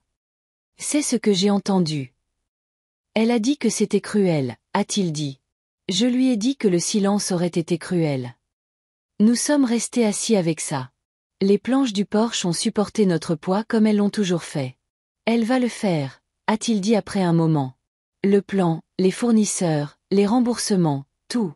Elle a dit que la phrase qui l'a touchée était « Arrête d'utiliser la famille comme un code de réduction ». Il a grimacé. Je pense qu'elle vous a détesté pour l'avoir écrit parce qu'elle s'est reconnue dedans. La reconnaissance est la première étape, ai-je dit. L'étape 2 est la partie que je ne peux pas faire pour elle. Il a hoché la tête. Je veux l'épouser, Hélène.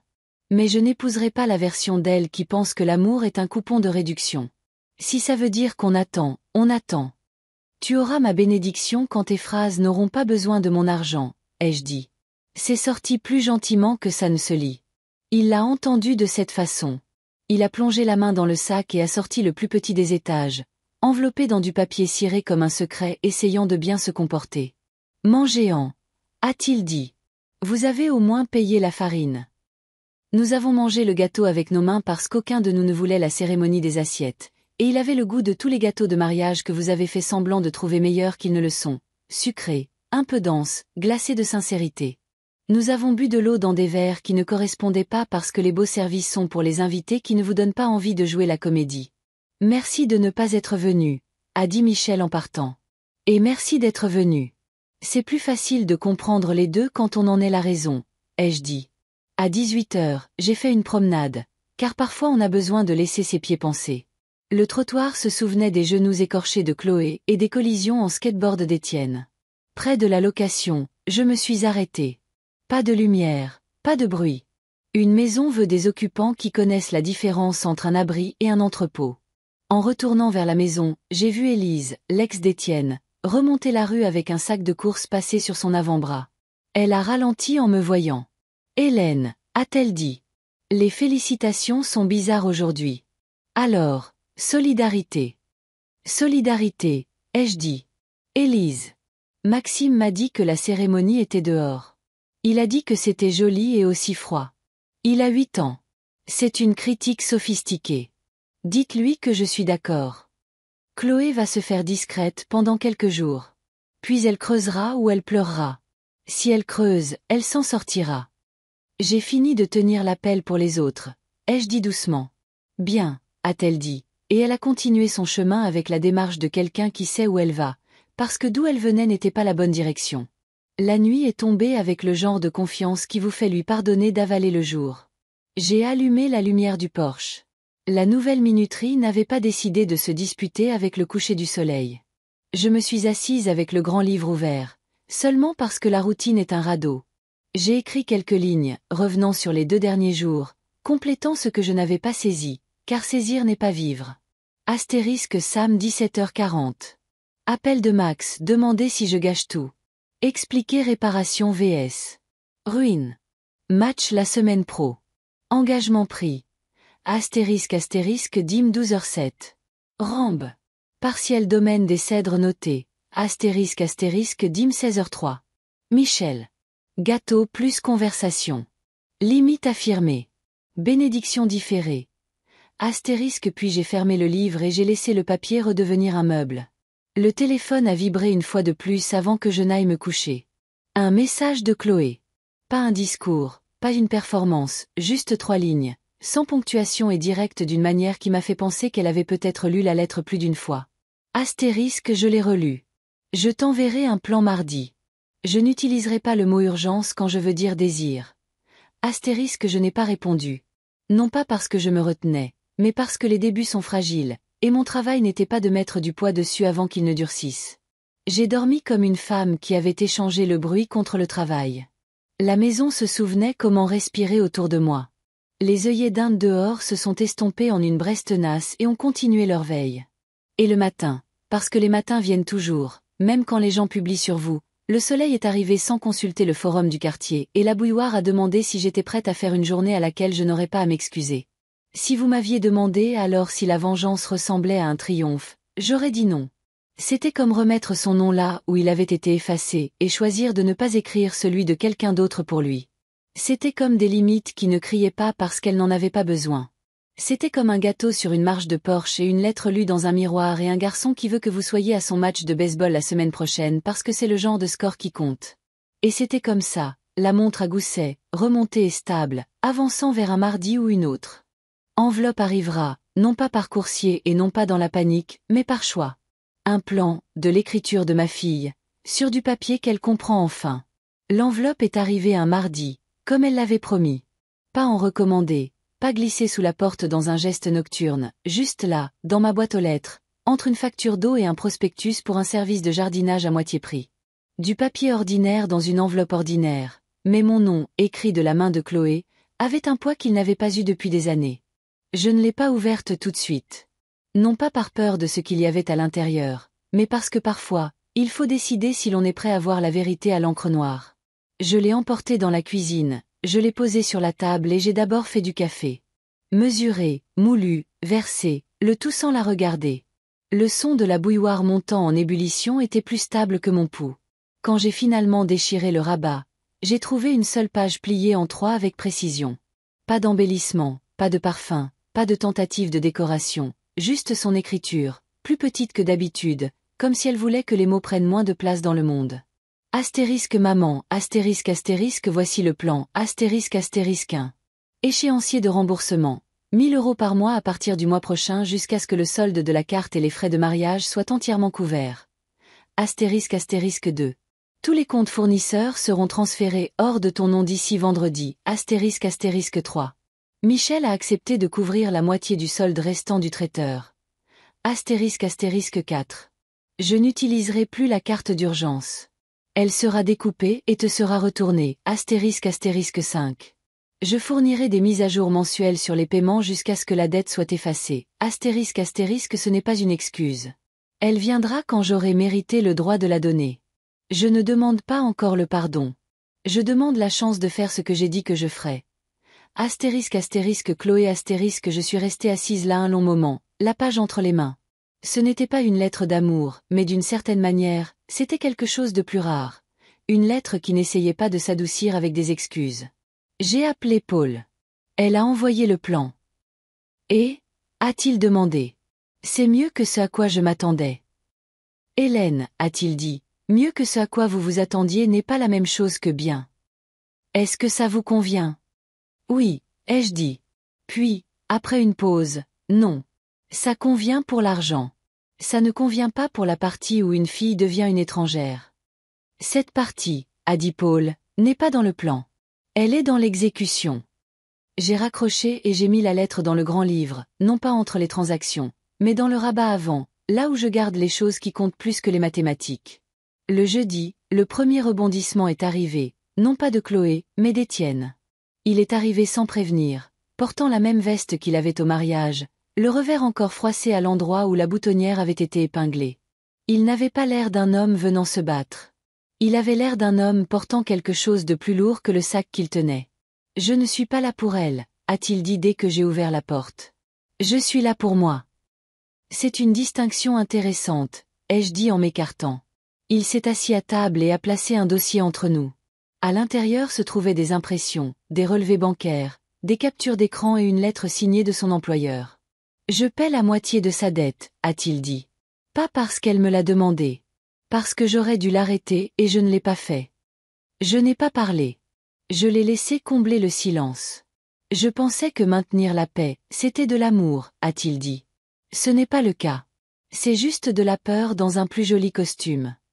Il y avait une petite forme de courage dans cette phrase. La moitié, ai-je répété. La moitié, a-t-il dit. Chaque mois, comme elle. Si elle manque un paiement, je le rattraperai. J'ai fermé le dossier et le lui ai rendu. Tu n'as pas besoin de ma permission, Étienne. Non, a-t-il dit, mais j'ai besoin que tu saches que je ne suis pas invisible dans cette histoire. Ce soir-là, je me suis assise sur le porche et j'ai pensé à ce qu'il avait dit. Être invisible, ce n'est pas toujours ne pas être vu. C'est choisir de se tenir là où personne ne regarde. Peut-être qu'Étienne entrait enfin dans la lumière, même si elle brûlait. La semaine suivante, Chloé a appelé. Pas de texto, pas de message vocal d'abord, juste sa voix au téléphone. J'ai transféré les comptes, a-t-elle dit. Les fournisseurs sont à mon nom maintenant. Et j'ai découpé la carte. Tu veux les morceaux? Non, ai-je dit. Je ne garde pas de trophées. Silence au bout du fil, puis, tu ne vas pas me faciliter la tâche, n'est-ce pas? Non, ai-je répété. La facilité n'enseigne rien. Elle a expiré comme si elle retenait 3 réponses différentes. D'accord. J'enverrai le premier paiement vendredi. Chloé. ai-je dit avant qu'elle ne puisse raccrocher. Il ne s'agit pas que tu deviennes quelqu'un que j'approuve. Il s'agit que tu deviennes quelqu'un avec qui tu peux vivre. Je sais, a-t-elle dit doucement. Et puis la ligne est devenue silencieuse. Les jours ont passé. Les paiements sont arrivés, petits mais à temps. Chacun était une brique dans quelque chose que je n'étais pas encore prête à nommer. Mais ensuite est venu le deuxième rebondissement. Une lettre du domaine des Cèdres, adressée à moi. Je l'ai ouverte en m'attendant à une autre confirmation de remboursement. Au lieu de cela, c'était une plainte déposée par Chloé. Elle affirmait que le changement de lieu de dernière minute résultait d'une ingérence de tiers et demandait une compensation supplémentaire. Il demandait ma déclaration en réponse. Je l'ai appelé immédiatement. Pourquoi? J'ai pensé. A-t-elle commencé? Tu as pensé quoi? Ma voix était plus calme que je ne l'attendais. Que peut-être il me devait plus, a-t-elle dit. Chloé, ai-je dit. Tu ne peux pas parler de responsabilité d'un côté et déposer une plainte de l'autre parce que ça pourrait te rapporter un chèque. Il ne s'agit pas de. A-t-elle commencé, mais c'est arrêté. Je vais la retirer.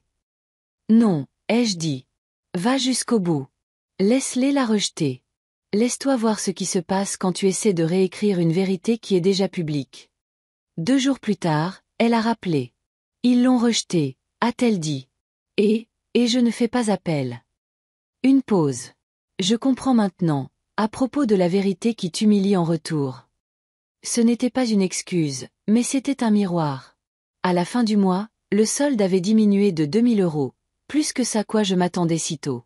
Michel est passé un soir avec une boîte de linge de table restant du traiteur. J'ai pensé que tu pourrais les utiliser pour quelque chose, a-t-il dit. Ils sont payés maintenant. Nous nous sommes tenus dans la cuisine à les plier. 2 personnes qui avaient toutes deux dû apprendre à la dure que l'amour sans respect n'est que du théâtre avec un mauvais éclairage. Pensez-vous qu'elle me pardonnera? A-t-il demandé soudainement. Ne demande pas ça, ai-je dit. Demande si elle se pardonnera à elle-même. C'est le plus difficile. Le week-end suivant, le match de baseball de Maxime est devenu un terrain neutre. Chloé était là, assise 2 rangées plus bas avec Michel. Étienne était assis à côté d'elle, les 3 ressemblant à une photo de famille dans un cadre qui n'avait pas encore été dépoussiéré. Entre les manches, Maxime a couru vers moi. « Maman dit que tu viens dîner le mois prochain, » a-t-il dit. « C'est ça. »« Ouais, » a-t-il dit, les yeux grands ouverts. Elle a dit que ce n'est pas une trêve. C'est, j'ai oublié le mot. Un arrangement? Ai-je proposé. Ouais, c'est ça. C'est comme une trêve? Parfois, ai-je dit. Parfois, c'est juste un point de départ. Quand le match s'est terminé, Chloé s'est approchée. Pas de foule, pas de scène, juste elle dans la lumière de l'après-midi. Je veux que tu viennes, a-t-elle dit. À quoi? Dîner. Ici, avec nous. Pas de discours, pas de grand livre, juste un dîner. J'ai cherché le piège sur son visage. Je n'en ai pas vu. J'y réfléchirai. Elle a hoché la tête. C'est tout ce que je demande. En marchant vers ma voiture, j'ai réalisé quelque chose. La vengeance avait cessé d'être le but il y a des semaines. Ce que je voulais maintenant était plus difficile à nommer. Quelque chose entre la justice et la réparation. Comme le moment où un os cassé se ressoude et où vous décidez si vous allez l'utiliser à nouveau. Ce soir-là, j'ai ouvert le grand livre et j'ai écrit « Astérisque vaine invitation à dîner de Chloé. Conditions floues. Confiance provisoire. » Astérisque et pour la première fois, je n'ai ajouté aucun montant en euros à la ligne, parce que peut-être, juste peut-être, certaines dettes ne sont pas censées être mesurées en argent. Je n'ai pas ouvert son texto tout de suite. Il est arrivé à 16h17. L'heure de la journée où la lumière du soleil traverse ma fenêtre de cuisine de billets et transforme la poussière en constellation. Astérisque avant de venir dîner, Lisa, astérisque un lien. Pas d'émoji. Pas de mine déguisée en blague.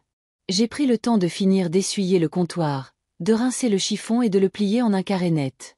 Puis j'ai cliqué sur le lien. Ce n'était pas un message privé. C'était public. Une photo de l'allée extérieure. L'herbe encore humide, le ciel indécis, des chaises en rangée soignée. Et en dessous, les mots de Chloé. Pas une légende, un aveu. Astérisque la semaine dernière, j'ai qualifié ce qui s'est passé à mon mariage de sabotage. Ce n'en était pas un. C'était une conséquence. J'ai utilisé la carte d'urgence de ma mère pour des choses qui n'étaient pas des urgences et j'ai raconté une histoire où j'étais la victime. C'était un mensonge, surtout envers moi-même. Je rembourse ce que j'ai pris, en argent et en confiance. Je publie ceci ici parce que j'ai été bruyante au sujet de ma plainte. Je vais être plus bruyante au sujet de la vérité. Commentaires désactivés. Je répondrai avec des reçus, pas des répliques. Astérisque, je suis restée là, le téléphone à la main, et j'ai senti quelque chose céder derrière mes côtes. Pas un mur qui s'effondre, cela font du bruit. C'était plus silencieux, comme une porte que j'avais oublié de huiler qui décide de pivoter sur ses gonds. J'ai pris une profonde inspiration, j'ai posé le téléphone face contre table et j'ai laissé la cuisine être à nouveau une cuisine. À 17h03, je me suis habillée comme une femme allant dîner, pas comme une accusée. Une chemise qui m'allait, une veste que Louis aimait, la vieille montre remontée et honnête dans ma poche. En sortant, j'ai hésité devant le grand livre, j'ai pensé à l'emporter, et je ne l'ai pas fait. Si cela devait marcher, je ne pouvais pas arriver avec un livre de contes sous le bras comme un prêtre portant les Écritures dans une maison qui n'avait pas demandé d'église. Le trajet jusqu'à chez Chloé a duré 10 minutes et 3 décennies. Les rues connaissaient mes pneus comme je connais le bruit de mon réfrigérateur qui se met en marche. Sa maison était propre et lumineuse, une lumière de Porsche déjà allumée bien que le ciel n'ait pas fini d'être le jour. Je me suis garée le long du trottoir. Pendant une seconde, je suis restée assise, les mains sur le volant, le moteur faisant son tic-tac en refroidissant, et je ne me suis rien dit, parce que parfois, les mots gâchent la partie de vous qui est occupée à écouter. Michel a ouvert la porte avant que je ne frappe. Il n'a pas essayé de me serrer la main d'abord. Il m'a attirée dans une demi-étreinte maladroite qui était plus agréable qu'elle n'en avait l'air, puis s'est reculé comme pour me montrer la pièce et le fait qu'elle n'allait pas nous avaler vivants. « Merci d'être venu », a-t-il dit. « Merci d'avoir demandé », ai-je dit. L'endroit sentait l'ail et quelque chose de sucré qui se cachait en dessous. Peut-être du miel. La table était mise pour 4. Une 5e serviette était pliée sur le comptoir, comme une idée. Maxime a déboulé du couloir, glissant en chaussettes sur le parquet, un sourire incontrôlable. « Mamie », a-t-il dit, heurtant ma jambe puis faisant semblant d'avoir voulu s'arrêter net. J'ai fait la salade. Maman dit que je l'ai mélangée comme une tornade. Je te crois, ai-je dit. Les tornades sont minutieuses. Il a ri et s'est enfui à la recherche de ce que les enfants de 8 ans sont toujours convaincus être plus amusant que la pièce où ils se trouvent. Michel a fait un geste vers l'évier. Bière, eau. De l'eau, ai-je dit. Je n'ai pas besoin d'aide pour dire quelque chose d'imprudent. Il a versé et m'a tendu un verre qui ne correspondait pas aux autres. Je l'aimais d'autant plus pour ça. Un instant plus tard, Chloé est sortie du couloir, s'essuyant les mains sur un torchon. Elle ne s'est pas arrêtée à 1 mètre de distance pour me faire parcourir la distance. Elle s'est approchée, chaque pas ressemblant à une décision qu'elle avait prise sans consulter personne. « Salut, maman », a-t-elle dit. « Salut, ma puce », ai-je dit. Le mot m'a échappé, venant d'une version plus ancienne de moi, et ne s'est pas senti gênée. Nous nous sommes tenus là, dans ce seuil maladroit entre l'excuse et l'appétit. Et puis elle a dit, « On peut commencer à table ? Si on essaie de faire ça debout, je vais dire les choses dans le désordre. » Nous nous sommes assis. Les plats sont arrivés. Du pain, du poulet rôti au citron, la fameuse salade tornade. Pas de discours, pas de raclement de chaises pour jouer la sincérité. Maxime a raconté une histoire sur un contrôle de maths comme si c'était un match de finale. Michel m'a posé des questions sur la vieille voiture comme s'il voulait vraiment savoir. Le bourdonnement de leur réfrigérateur était plus aigu que le mien. C'est la musique d'une maison. À mi-chemin du poulet, Chloé a posé sa fourchette et a attrapé quelque chose sous sa chaise. Elle a sorti un petit bocal en verre, transparent, avec un couvercle en métal. À l'intérieur, des morceaux de plastique gris en petite forme de puzzle pointu. Elle l'a posé sur la table entre le sel et la carafe d'eau. J'ai découpé la carte la semaine dernière, a-t-elle dit. J'ai gardé les morceaux parce que je me suis dit. Parce que c'est bien, ai-je dit. Je n'ai pas touché le bocal. Et une dernière chose, a-t-elle ajouté, glissant une enveloppe dessous le bocal. Avant que tu ne dises quoi que ce soit, je ne peux pas me permettre d'oublier. Elle a poussé l'enveloppe sur la table. J'ai regardé Michel. Il a hoché la tête comme un homme qui s'était entraîné à ne pas parler au bon moment. Ouvre-la, a dit Chloé. Je l'ai fait. Un chèque de banque. 2000 €. J'ai regardé du papier à son visage. J'ai vendu la robe, a-t-elle dit avant que je ne puisse demander ce que j'avais peur de demander. Pas parce que tu me l'as demandé. Parce que je ne pouvais pas imaginer la porter à nouveau sans entendre la mauvaise histoire dans le tissu. C'était ta robe, ai-je dit doucement. C'était ton argent, a-t-elle dit plus doucement encore. Et c'était moi, à l'époque. J'essaie d'être moi, maintenant. Michel a expiré d'une manière qui montrait clairement qu'il retenait ce souffle depuis la veille. Il a mis la main dans sa poche et a placé un deuxième chèque à côté du premier. La moitié, a-t-il dit. Comme nous l'avions promis. Attention, ai-je dit, réussissant à esquisser un sourire fantomatique. Si vous continuez comme ça, je vais devoir admettre que j'ai élevé au moins une personne qui comprend l'arithmétique. Chloé a ri une fois, surprise par le son, et a eu l'air de vouloir se couvrir la bouche, puis ne l'a pas fait. Je ne t'ai pas invité ici pour te payer, a-t-elle dit. Je t'ai invité ici parce que je ne veux pas être la personne dont le récit a besoin que tu sois invisible pour avoir un sens. Certains moments méritent un marteau que l'on peut frapper sur une table pour que tout le monde sache que la décision est prise. Je n'en avais pas. J'avais mon verre d'eau, le bocal d'éclat de plastique et la vieille montre lourde contre mes côtes, ce qui était suffisant. D'accord, ai-je dit. Les règles de base. Elle a hoché la tête. D'accord. Je les ai énoncées sans les déguiser en suggestions. Je ne prête pas d'argent. Je ne couvre pas cette fois-ci. Je ne t'écoute pas appeler le désir une urgence. Si tu as besoin de quelque chose, tu utilises le mot besoin.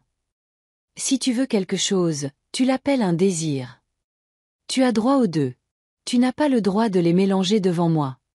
Je ne le ferai pas, a-t-elle dit. Si tu fais un plan, tu le suis. Ai-je continué? Si tu échoues, tu me le dis avant que le chiffre ne t'échoue, pas après. Je le ferai, a-t-elle dit. Et quand tu parles de moi en ligne, ai-je dit, sentant le ridicule du siècle dans lequel nous vivons et refusant de le laisser me diminuer. Tu parles de moi comme d'une personne, pas d'un accessoire. Ses yeux se sont embués mais n'ont pas débordé. Oui, a-t-elle dit. J'ai déjà commencé. J'ai vu, ai-je dit. Nous avons mangé le reste du repas comme des gens qui avaient décidé d'être dans la même pièce exprès. Rien n'a explosé. Pas de dispute cinématographique. Pas de porte claquée. Le poulet a refroidi. La conversation s'est réchauffée. Maxime a raconté une autre histoire qui mélangeait 3 bandes dessinées différentes dans sa description du cours de PS, et personne ne l'a corrigé. C'était comme une maison qui faisait son travail. Après la vaisselle, partagée, non assignée, Michel a emmené Maxime dehors pour lui montrer comment faire un nœud correct sur quelque chose qui ne nécessitait pas de nœud. Chloé et moi sommes restés à table. Elle a gratté une miette avec son ongle puis s'est arrêtée, a posé les 2 mains à plat et m'a regardé en face. Je suis désolée, a-t-elle dit. Sans préface, sans fioriture. J'ai eu tort.